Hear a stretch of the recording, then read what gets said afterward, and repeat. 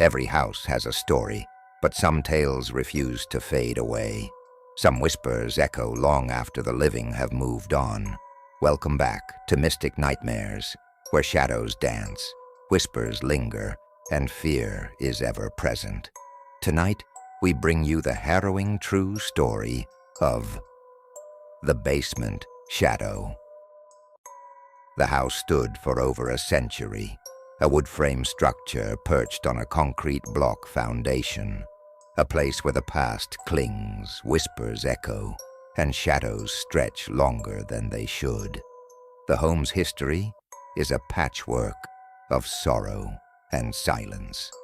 A single-family dwelling where dark memories festered. For 12 years, the family brushed off strange sounds, creaks, footsteps, whispers in the dead of night.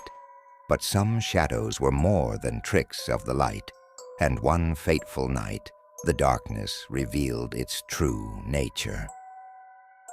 10 years ago, the storyteller's brother played in a garage band. Sunday afternoons were filled with the pulse of Spanish rock. Echoing guitars and rhythmic drums reverberated through the basement. The group practiced until darkness swallowed the light, leaving only shadows and the hum of the boiler.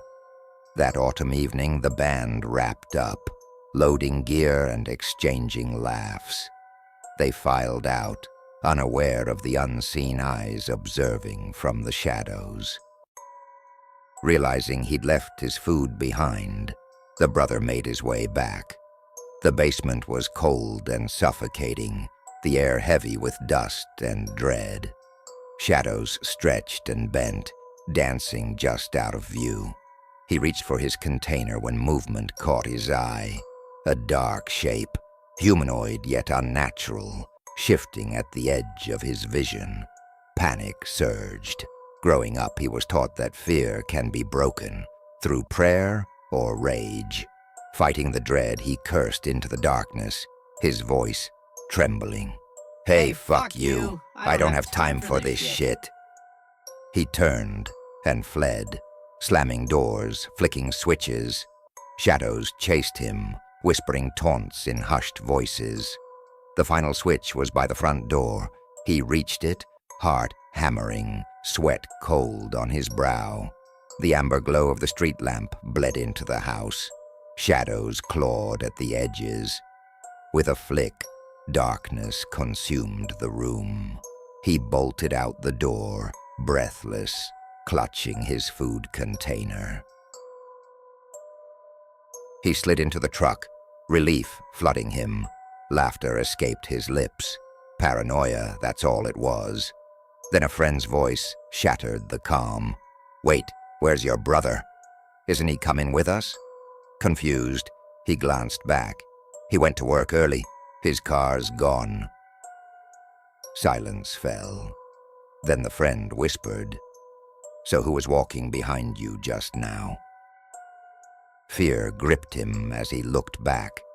The house loomed, silent, cold. A shadowy figure stood in the upstairs window, watching, waiting. But as headlights illuminated the house, the figure vanished. Some shadows linger longer than they should. Some hauntings are more than memories. What stalked the basement that night? A spirit, a warning, or something far more sinister?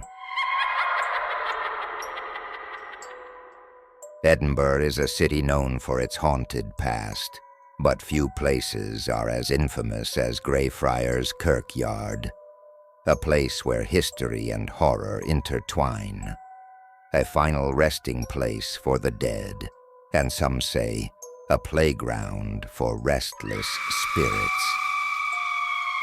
It was a damp, misty night when our storyteller and her boyfriend joined a haunted walk through the cemetery, led by a gothic guide dressed in black. Her voice dripped with dread as she warned of the infamous Mackenzie poltergeist, a malevolent spirit known to attack visitors. At first, the warnings seemed like part of the act. an attempt to frighten tourists, but then something yanked the storyteller's hair hard enough to make her jerk back. Her boyfriend saw it happen, but no one stood close enough to touch her. Unease crept in, but the tour continued. Inside the ominous Covenanters' prison, an air of dread hung heavy. The storyteller felt a weaker tug on her hair. Then one of the hen party girls cried out, accusing someone of kicking her, yet no one stood close enough. Suddenly, a muddy footprint formed on her pristine white pants, clear as day. The tour ended in a panic, with the storyteller clutching her boyfriend's arm as they fled. The tour guide, now out of character, assured them this was not uncommon. The haunted past of Greyfriars Kirkyard had claimed more victims. Believe what you will, hoax or haunt, but those who visit Greyfriars Kirkyard often leave with more than just ghost stories.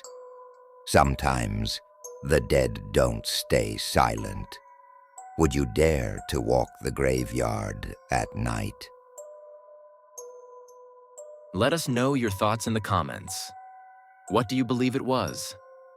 And if you've ever faced a presence that chills your soul, share your story with us. Don't forget to subscribe to Mystic Nightmares, where darkness is just a story away. Until next time, sleep tight, if you dare.